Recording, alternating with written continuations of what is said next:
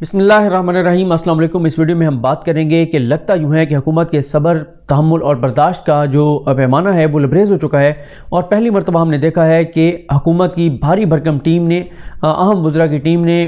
Press conference جو کی ہے اس میں براہ راست الیکشن کمیشن آف پاکستان کو نشانہ بنایا گیا، ان پر تنقید کی گئی اور ان کو الیکشن کرانے میں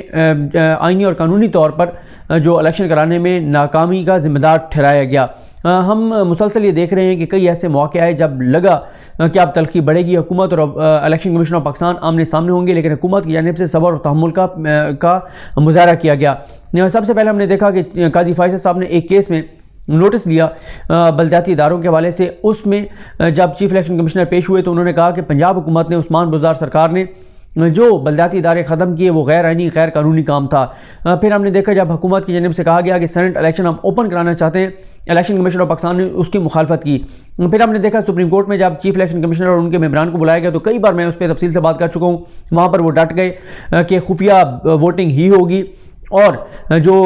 سیکریسی ہے وہ ایبسلوٹ ہے، کبھی بھی ووٹ نہیں دیکھا جا سکتا، نہ ہی ووٹ کو ٹریسبل بنائیں گے۔ اس کے بعد وہاں پر اٹارنی جنرل نے ایک ایسا بیان دیا جس بیان کے بعد الیکشن کمیشن آف پاکستان کی جانب سے خبر چلوائی گئی کہ ہم اٹارنی جنرل پاکستان کو طلب کریں گے۔ وہ بیان یہ تھا کہ اٹارنی جنرل پاکستان نے یہ کہا تھا، خالد جاوید خان صاحب نے،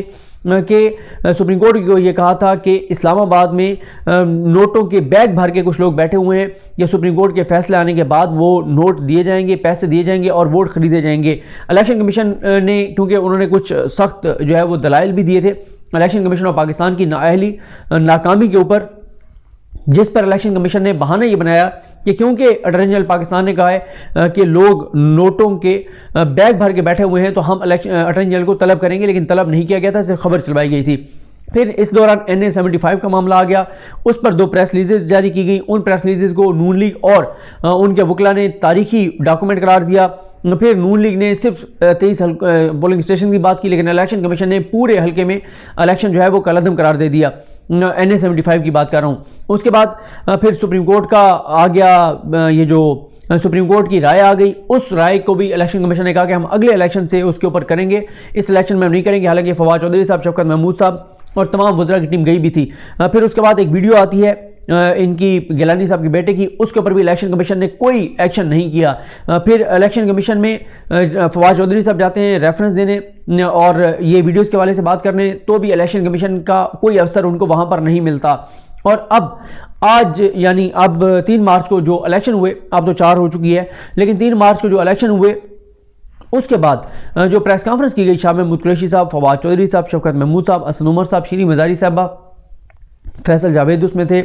اور شہباز گل تھے، تو اور علی زیادی صاحب بھی بیٹھے تھے۔ تو ان وزراء نے جو پریس کانفرنس کی، اس پریس کانفرنس میں واضح طور پر کہا گیا ہے کہ الیکشن کمیشن آف پاکستان شفافیت کو یقینی بنانے میں ناکام نظر آیا ہے۔ یہ بھی کہا گیا کہ سپریم کورٹ نے بھی ان کو کہا تھا کہ آپ آئینی اپنی ذمہ داری پوری کریں، لیکن اس میں جو ہے وہ ناکام نظر آئے۔ اور شاہ محمود قریشی صاحب نے کہا کہ جب فواد چودھری وہاں پر گئے تو وہاں پر سناٹا تھا، اگلے دن اتنا بڑا الیکشن ہونے جا رہا تھا، لیکن الیکشن کمیشن آف پاکستان میں سناٹا تھا۔ اور وہ یہ کہتے ہیں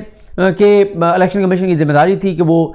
شفافیت کو یقینی بناتے، اور وہ جو بات ہے کہ سناٹا تھا، تو الیکشن کمیشن نے کیا کرنا تھا؟ الیکشن کمیشن نے جو کرنا تھا کر دیا تھا، انہوں نے کہہ دیا تھا خفیہ بیلٹنگ ہوگی، باقی تو کرنا تھا گیلانی صاحب کے بیٹے نے، اور وہ اپنا کام بھرپور انداز سے کر رہے تھے۔ باقی الیکشن کمیشن کے بارے میں تو سپریم کورٹ میں بھی کہا تھا کہ وہ کہتا ہے کہ مجھے سونے دو، تو وہ سوئے ہوئے تھے، وہ فواد چودھری صاحب گئے، لیکن وہ تو دن میں سو رہے ہوتے ہیں، تو رات کو تو ویسے بھی سونے کا ٹائم ہوتا ہے، اللہ تعالیٰ نے رات جو ہے وہ آرام کے لیے بنائی ہے، تو رات کو تو ویسے ان بیچاروں نے سونا تھا، وہ تو دن کو بھی سوئے ہوئے ہیں۔ ویڈیوز آئی ہیں، کچھ بھی آئے، لیکن وہ بالکل پرسکون ٹھنڈ پر گئے میں۔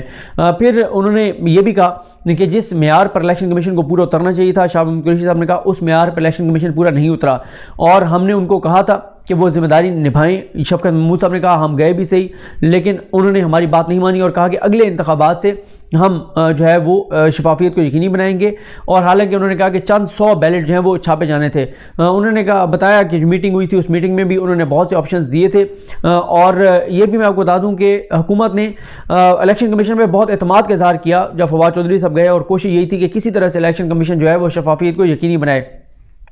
اور اسی چیز کا ذکر بھی کیا شفقت محمود صاحب نے کہ ہماری ان سے کیا بات ہوئی۔ اس کے بعد فواد چودھری صاحب نے بھی سارا بتایا کہ جس طرح سے ضمیروں کا سودا ہوا، جس طرح ضمیر بیچے گئے، جس طرح خرید و فروخت ہوئی، ہم یہ چاہتے تھے کہ الیکشن کمیشن اس پر اپنا کردار ادا کرے۔ تو اب یہ ظاہر ہے اتنا بڑا ایک معاملہ ہو گیا ہے، تو حکومت کی جانب سے پہلی مرتبہ اس طرح سے الیکشن کمیشن کے اوپر تنقید ہوئی ہے، بات ہوئی ہے۔ اب جو ایک تو شاہ محمود صاحب نے اشارہ یہ دیا کہ الیکشن کمیشن اور پاکستان کے سامنے اب یہ نہیں جائیں گے، لیکن ابھی اگلے 2 روز میں فیصلہ ہونا ہے، جس میں اٹارنی جنرل پاکستان خالد جاوید خان صاحب گو کہ وہ کووڈ کی وجہ سے آئسولیٹڈ ہیں، لیکن کال پر شاید پرائم منسٹر سے ان کی بات ہو، پرائم منسٹر ان سے بھی ان کی رائے لیں گے، اور دیگر بھی جو لیگل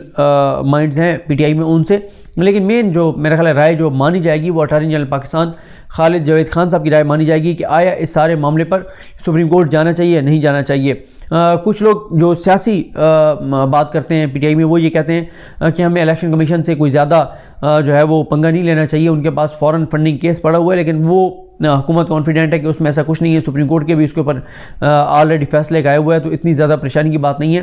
وہ یہ سمجھتے ہیں کہ اب ہمیں ضرور الیکشن کمیشن اور پاکستان کو ایکسپوز کرنا چاہیے۔ دوسری طرف حامد میر صاحب کے 2 دلچسپ دعوے جو ہیں وہ سامنے آئے ہیں۔ ایک تو انہوں نے دعویٰ کیا ہے شاہ زیب خانزادہ صاحب کے پروگرام میں، یا پتہ نہیں چینل 24 پہ میں سن رہا تھا، میرے خیال ہے شاہ زیب خانزادہ کے پروگرام میں، کہ انہوں نے کہا ہے کہ 4 روز پہلے، آپ دیکھیں نا 4 روز پہلے ان کے پاس خبر تھی لیکن انہوں نے بریک نہیں کی، اور وہ آج سارا دن بھی نہیں کی۔ اب انہوں نے آگے خبر بریک کیا کہ 4 دن پہلے پی ڈی ایم کا اپوزیشن جماعتوں کا اجلاس ہوا، تو اس میں وہ یہ اس بات پر کنونس تھے، وہ چاہتے تھے کہ اوپن بیلٹنگ ہو۔ یہ پہلی مرتبہ کوئی پی ڈی ایم کا حامی یہ بات کر رہا ہے کہ وہ بھی چاہتے تھے کہ اوپن بیلٹنگ ہو، اور اس کے لیے ان کی تیاری بھی تھی۔ اگر اوپن کے لیے وہ تیار تھے تو وہ پھر اتنا زور کیوں لگایا؟ 3 وکیل پیش کروائے، پیپلز پارٹی نے سپریم کورٹ میں، نون لیگ کی جانب سے وکیل پیش ہوئے، جے یو ایف کی جانب سے جو 2 وکیل پیش ہوئے، وکلا تنظیموں کو پراکسی کے طور پر پیش کیا گیا۔ سب نے اتنی زور لگانے کی کیا ضرورت تھی اگر اوپن بیلٹنگ کے حوالے سے پی ڈی ایم جو ہے وہ کانفیڈنٹ تھی؟ دوسرا، حامد میر صاحب نے کہا کہ پی ٹی آئی کے اندر جو لوگ جنہوں نے ابھی بغاوت کیا خفیہ، وہ اوپن میں بھی بغاوت کریں گے۔ انہوں نے یہ اشارہ دیا کہ اوپن میں بغاوت کریں گے، اور عمران خان کے لیے جو ہے وہ مشکلات ہیں۔ ساتھ ہی انہوں نے یہ کہا کہ 20 لوگ جو ہیں، آصف علی زرداری نے کہا کہ 20 لوگوں نے ہمیں ووٹ دینا تھا، اور یہ حامد میر کہتے ہیں کہ زرداری صاحب نے نواز شریف سے بات کی۔ آپ اندازہ لگائیں، یہیں سے دلچسپ اندازہ لگائیں کہ زرداری صاحب نے بات کی کہ 12 M N A P T I کے کہتے ہیں کہ ہم آپ کو اس لیے اس طرح اس شرط پر ووٹ دیں گے کہ اگر ہمیں اگلے الیکشن میں نون لیگ کا ٹکٹ ملے گا۔ پیپلز پارٹی خود نواز شریف کو کہہ رہی ہے کہ آپ اتنے پاپولر ہیں، ہماری تو کوئی سیاسی اوقات نہیں ہے، ہمیں لوگ کہہ رہے ہیں کہ آپ اگر ٹکٹ دیں گے تو وہ ہمیں ووٹ دینے کو تیار ہیں۔ یہ آپ اندازہ لگائیں، انالیسس دیکھیں کتنا شاندار جو ہے وہ انالیسس کیا جا رہا ہے۔ لیکن حامد میر صاحب نے اب یہی کہا ہے کہ عمران خان صاحب کے لیے مشکلات ہی مشکلات ہیں، جو انہوں نے ووٹ آف کانفیڈنس لینا ہے، تو بہرحال اس حوالے سے تو آنے والا وقت ہی بتائے گا۔ یہ بھی میں آپ کو بتا دوں، پی ڈی ایم جو ہے اس نے، کیونکہ ابھی جو ان کا آگے سارا لاہ عمل تھا وہ یہ تھا کہ ویسے وہ بہت بار تو رسولے کھانے میں جلدی کر دیتے ہیں، اب انہوں نے دیر کی، اور آج ان کے رسگلے کھانے بنتے تھے، تو اس سے پہلے عمران خان صاحب کا یہ جو فیصلہ سامنے آیا کہ وہ ووٹ آف کانفیڈنس لینے جا رہے ہیں، تو اس چیز نے پھر ان کی مٹھائیاں جو ہے وہ دھری کی دھری رہ گئی ہیں، اور پی ڈی ایم کو اب سمجھ نہیں آ رہا کہ وہ جائیں تو جائیں کہاں، کاؤنٹر کریں تو کریں کیسے، کیونکہ انہوں نے جو سیاسی بیانیہ سارا بنانا تھا پی ڈی ایم نے، وہ یہ بنانا تھا کہ یہ عمران خان کی شکست ہے، اور اب عمران خان کے خلاف ہم تحریک عدم اعتماد لائیں گے، بجائے اس کے کہ وہ تحریک عدم اعتماد لاتے۔ عمران خان نے خود اتنا بڑا یہ فیصلہ کیا کہ عمران خان جو ہے ووٹ آف کانفیڈنس لیں گے، اس لیے پی ڈی ایم کو سمجھ نہیں آ رہی کہ وہ کیا کریں، آئیں بائیں شائیں کر رہے ہیں۔ مولانا فضل الرحمان کے پاس نہ کوئی جواب ہے، نہ بلاول صاحب کے پاس ہے، نہ مریم صاحبہ کے پاس ہے۔ ان سے جب یہ کہا جاتا ہے کہ آپ نے بھی تو عمران خان کو تحریک عدم اعتماد کے ذریعے ہٹانا تھا، اب عمران خان اعتماد کا ووٹ لینے جا رہا ہے، کہتے ہیں نہیں وہ مستعفی ہو جائے، اور بھائی وہ ختم ہو جائیں گے نا۔ آپ خود کہہ رہے ہیں کہ یہ عمران خان کے خلاف تحریک عدم اعتماد تھا، اور عمران خان کے خلاف تحریک عدم اعتماد ایک سمبولک تھا، یہ جو حفیظ شیخ صاحب والا ہے اس میں آپ کامیاب ہو گئے ہیں، تو اب آپ یہ بھی کہتے ہیں بقول آپ کے اپنے حامی حامد میر صاحب کی جانب سے کہ اوپنلی بھی وہ بغاوت کریں گے کیونکہ لوگ تنگ ہیں پی ٹی آئی سے۔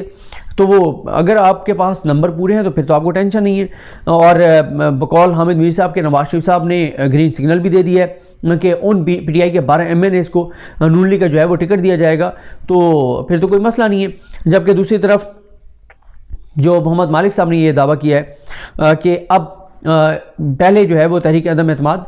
پی ڈی ایم کی جانب سے پنجاب میں لائی جائے گی عثمان بزدار صاحب کے خلاف، اور چودھری برادران کے حوالے سے بھی کافی باتیں ہو رہی ہیں، اس پہ نیکسٹ اس ویڈیو میں بات کریں گے کہ ان کے حوالے سے کیا چیزیں چل رہی ہیں۔ مجھے اپنی دعا میں یاد رکھیں، الحکیم ہم سب کا حامی ناصر، اللہ حافظ۔